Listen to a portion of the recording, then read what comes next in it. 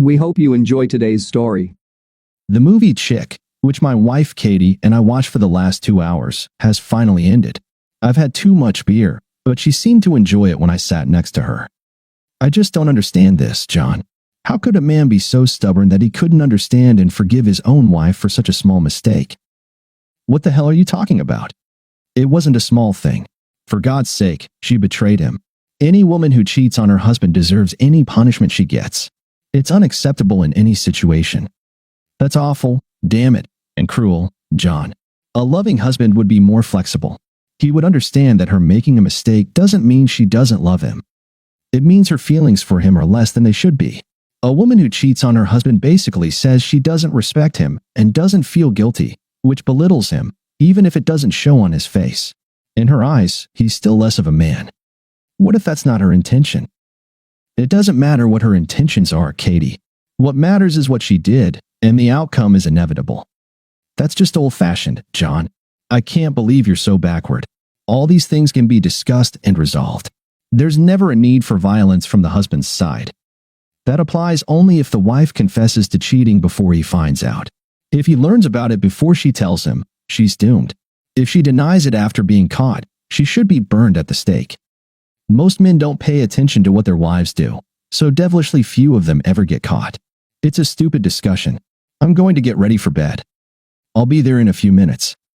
Katie and I spent most of the day at flea markets and yard sales. I didn't mind dragging her along every weekend because usually I could find something to watch while she dug through the stuff. She collected old ceramic coasters.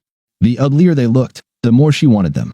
We both worked and saved as much money as we could for our first home. Of course, it had to have a big kitchen with enough wall space, at least, for 100 ceramic tiles. We've only been married for 6 years, but we've been together for a few years before that. She was short and a little chubby. I often teased her about having a nursery figure. We planned to have several children after moving into our new home. Right now, all we needed was enough money for an 80% discount. I was finishing an article in a magazine, but I couldn't shake off thoughts about our recent conversation. Katie seemed too defensive about the topic of infidelity. It was never discussed before. In fact, I never even considered such a possibility, but now she caught my attention. Most guys I work with keep their wives on a tight leash. Katie, on the other hand, is completely independent. I've always trusted her and never doubted her loyalty. I never thought about cheating on her and hope she felt the same way about me. Anyway, I decided that digging a little wouldn't hurt. I was sure I wouldn't find anything, but to be sure, I'd look. I worked from 6 to 4, and Katie worked from 8 to 6. That gave me a little time to figure things out. The next day, I dashed home from work around 9 and stepped into the apartment. I didn't know what I was looking for, but it was starting to seem amusing. Something like a secret hunt for a mystery. I couldn't start because I felt a strange sweet smell as soon as I walked in. It was air freshener. A lot of air freshener. I wandered around, sniffing, trying to figure out what was going on. Eventually, I found myself by the fireplace in the living room. Katie must have been burning something in the fireplace and was trying to mask the smell of smoke with the air freshener in the room. The fireplace floor was clean and looked as if it had just been swept. The black soot on the bricks was still damp. If she burned something and removed it, there had to be remnants somewhere. I thought if she were clever, she would have taken it to work with her. She wasn't clever. In the cardboard box in the garage was a plastic liner from a wastebasket. I spread newspapers on the kitchen table and emptied the contents of the packet. Mostly it was just black ash, but there were small bits of paper and a few photographs scattered throughout. I'd like to say I managed to reconstruct some scraps into something readable, but that was not meant to be. All I really knew was that she decided it was important to burn some old papers and photographs so I wouldn't find out about them. It meant something was happening that she didn't want me to know about. After our conversation the previous night, I started to worry. My whole life had been devoted to Katie and the future we were building together. Now it seemed I had been a little careless in observing what was going on around me. She wasn't completely honest with me in some aspects of her life. I knew very little about her work or her work colleagues. I never thought I needed to know. Well, now she had caught my attention. On my way to work, I stopped by Radio Shack and bought 3 digital tape recorders with voice activation and some extra batteries. The mobile communication office was more than happy to provide me with call logs for the past 3 months from both of our wireless devices. I explained that the National Security Agency was conducting an audit, and we needed the information for clearance checks. I requested both phones to avoid raising suspicions, but after checking mine, I tossed it into the shredder at work. For the first time since getting married, I began to have negative thoughts about my wife. I didn't like it, but I simply assumed. I got home a few hours before Katie and managed to set up the tape recorders, one in the living room, one in the bedroom, and one in the kitchen. I had to set up the kitchen one not to record the fridge noises. I turned them all on every morning before leaving for work. Dinner was ready by the time Katie got home. "Hi, darling. I hope chili will do?" "It's not bad if it's not too spicy." About halfway through dinner, I began probing. "Hey." When I got home, the house reeked. It was something between burnt cheese and scorched rubber. "What the hell did you burn in the fireplace before going to work?" They caught her. She tried to hide the fact that she burned things, but now it was out in the open. "Oh, nothing special. Just some old papers and school stuff." "Why the hell did you burn them? Why didn't you just toss them in the trash or shred them?" "By the way you cleaned the fireplace, it looked like you were preparing for a crime scene cleanup." "I don't know. Why is this such a big deal?" "Katie, I find it very strange that you woke up this morning, got ready for work, burned a pile of old school papers, and then cleaned it all up as if it never happened. Are you blaming me for being suspicious? Also, it didn't look like schoolwork. It looked like letters and photographs. What the hell did you do? Did you dig through the trash and dig out this garbage just to accuse me of something?" "Yes." "Fuck off, asshole. You can sleep on the couch. I'm going to take a shower, go to bed, and read. You can sleep on the couch." Katie had never spoken to me like this before, but on the other hand, I had never accused her of anything before. A few seconds later, the doorbell rang. I grabbed her cell phone from the nightstand and quickly copied all the numbers from her contacts, all outgoing calls, all incoming calls, and all messages. It took only a few minutes to scan her address book into a computer file. I wouldn't mind sleeping on the couch, but the living room still smelled of burnt paper and ashes. At work, I had plenty of free time, so I took a day off.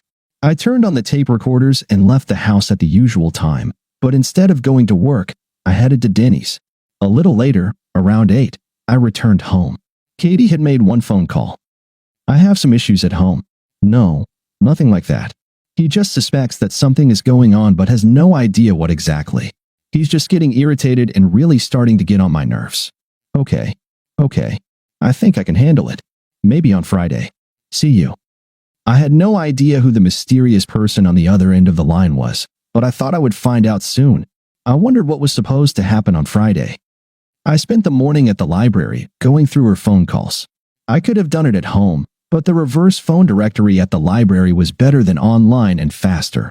Of course, for cell phones, it was worth nothing. I was able to eliminate most numbers because I knew them or could match them to her address book. One number stood out, TR's. It was on her speed dial and in her address book. The address book also listed a landline number, which turned out to belong to Tom Rollins.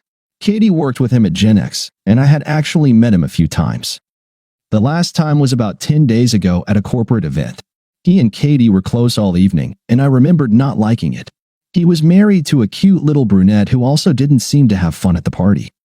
I compiled a list of all the times Katie called Tom in the last 3 months and all the times he called her. There wasn't a single text message from him. I assumed Katie called Tom this morning. There were a lot of phone calls, but it was just an assumption. After making a couple of copies of the phone list, I went to Tom Rollins' house. I figured I had nothing to lose, so I knocked on the door. "John Connor? I was hoping to talk to you. Come in." Damn, this was an unexpected surprise. "I'm sorry. I'm in an awkward position here. I know you're married to Tom, but I don't think we've ever met. My name is Sylvia, but everyone calls me Sly."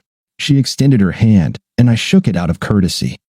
"John, the only thing I need to talk to you about is the affair your wife and my husband are having." Well, she hit me straight in the face again. I didn't expect this either. Looks like she knows a hell of a lot more than I do. "I'm filing for divorce from Tom, and I'm naming Katie in the lawsuit. I have a lot of supporting documents, and I'd like to collaborate on a few issues. Sylvia, I have no intention of causing you trouble over this, but I only found out about it yesterday, to be honest. I don't have any information that could help you.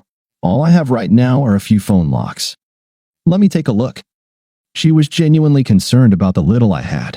I handed her one of my copies and told her she could keep it. Sylvia started examining the phone logs like an IRS auditor. She made notes in the logs and cross-referenced the information with the documents she had. She grinned, and I thought she might burst into laughter at any moment.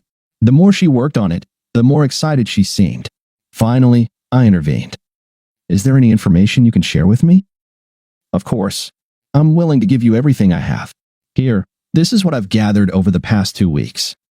She pushed 3 motel receipts across the table to me. They listed the date, time, and, of course, the motel's name. All 3 were different. All 3 were paid in cash. The idiot doesn't realize I go through all his pockets every night after he goes to bed. I take the receipts, and he doesn't even notice they're gone. He lives in his own world. I'm invisible to him. As we talked, she seemed to grow more and more enraged. I started to worry a little about my safety. I hoped she wouldn't get upset with me because I was Katie's husband. Veins bulged on her neck like a television wrestler. I don't think I've ever seen a woman so furious. She made copies of the motel receipts for me and handed them over. I have many more receipts and other things if you need them. Oh, wait, let me show you something special. She left and soon returned with a zippered bag. Inside were a pair of women's panties. Do you recognize these? Of course. In the bag was a pair of gray-green bikini panties that belonged to a set my wife owned. I pulled these from Tom's coat pocket on the night of the last corporate party. He went crazy, rummaging through the closet and the car, trying to find them, but didn't dare say a word to me.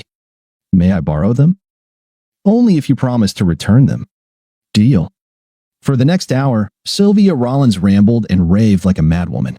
I tried to leave several times but couldn't. Finally, she said she needed to lie down for a bit, giving me the chance to escape.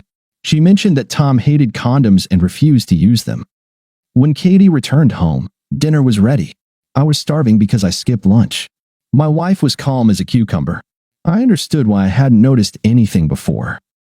I cleared the dishes and served a couple of slices of key lime pie, her favorite, along with some coffee. It was nice and quiet.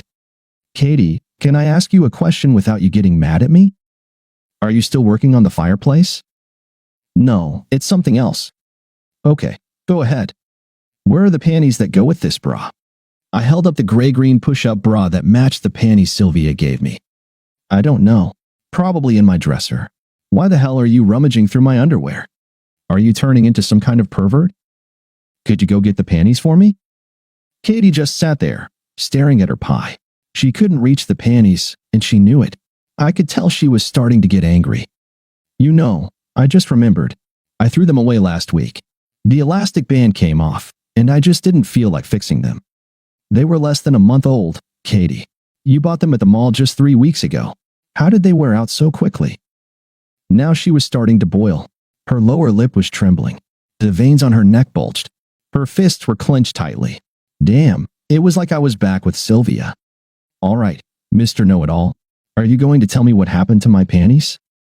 Last week, when we were getting ready to go to your company party, I watched you getting dressed. You put on that bra and the panties that come with it. I remember thinking how great you looked. When we got back from the party, you undressed in the bathroom, but I noticed you weren't wearing any panties. How did you manage to lose your underwear from the time we left home until we got back? I think you're mistaken. They were indeed on me when I came back home. You just didn't see them. All right. Then tell me, how did they end up in Tom Rollins' coat pocket? I lifted the bag with the panties. Where the hell did you get them? From Tom's wife, Sylvia. Why are you asking? You son of a bitch. Stop sticking your nose where it doesn't belong. There's nothing going on between me and Tom. I have no idea how his wife got my panties. Do you have any other nonsense you want to throw at me? There's something else, Katie. Here's a little questionnaire I put together. I'd like you to fill it out. All I want to know is the date and place where you met with other men outside of our marriage. Here, I'll start it off for you. As Katie watched, I entered the name of the motel and the date they last met with Tom. In the next line, I simply entered Tom's name and the name of the motel. In the next line, I just put the date. Fill this out for me, Katie, and then we'll talk more. She knew the information I entered into the form was correct. Katie just stared at the paper, not moving or saying anything.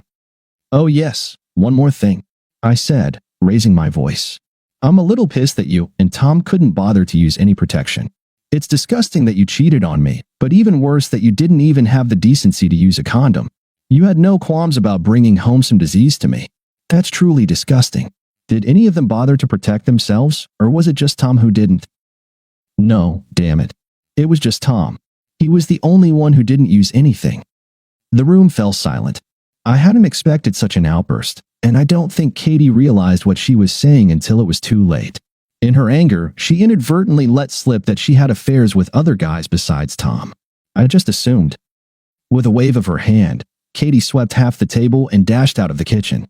I heard the bedroom door close, followed by quiet sobbing. I drove to a motel for the night. I called in sick at work, saying I wouldn't be in for a few days. I returned Sylvia's panties as promised. This time she didn't say anything and seemed very subdued. I didn't push and left as soon as I could. I found a small motel that rented rooms with mini kitchens by the week. Katie wasn't home when I passed by, so I dashed inside and grabbed as many of my things as I could. I bought some silverware, plates, and a few pants. It took me about an hour to set up my new kingdom. I couldn't shake the thought that just a week ago, I had no idea something like this would happen. As I started walking back to my car, I noticed Tom Rollins about 5 rooms down from me. He was carrying bags and boxes into the room. I had to chuckle to myself. The son of a bitch was doing the same thing I was. Either Sylvia kicked him out or he got tired of it and left. It didn't matter, but the results were the same. Around that time, Katie's car pulled up. She didn't see me and didn't notice my car. They talked for a bit, then went into the room. About 10 minutes later, I figured it was time to go home and get the rest of my stuff. I was sure they'd be occupied for at least an hour. I was packing everything I could into the Honda. I grabbed the computer, cameras, a portable TV, all my CDs, and even took my George Foreman grill. I was disconnecting the answering machine when there was a knock on the door. Mr. Connor? 2 policemen stood at the door. Yes? You're Mr. Katie Connor's husband? Yes. Is she okay? What's happened? I'm sorry to have to tell you this, sir, but your wife is dead. No, you must be mistaken. I saw her just 2 hours ago, and she was fine. Where did you see her? She was at the Desk Motel on Penn Avenue with Tom Rollins. Mr. Rollins is dead too. How? They were shot. Listen, I've been here for 2 hours, and I don't even have a gun. It can't be. Easy there, Mr. Connor. Don't take it too hard. We have a shooter. Mrs. Rollins shot them both as they were leaving his room. She emptied her gun into them, then called 911. When we arrived, she was sitting by the door of the room, crying. Will you be okay? Or do you need someone to stay with you? No, I'll be fine. Thank you. Any of you guys interested in buying a stand? A week ago, everything was fine. What the hell happened? I just assumed. Thank you for being with us and listening until the end. If you found it interesting, please subscribe, give us a like, and leave your comments.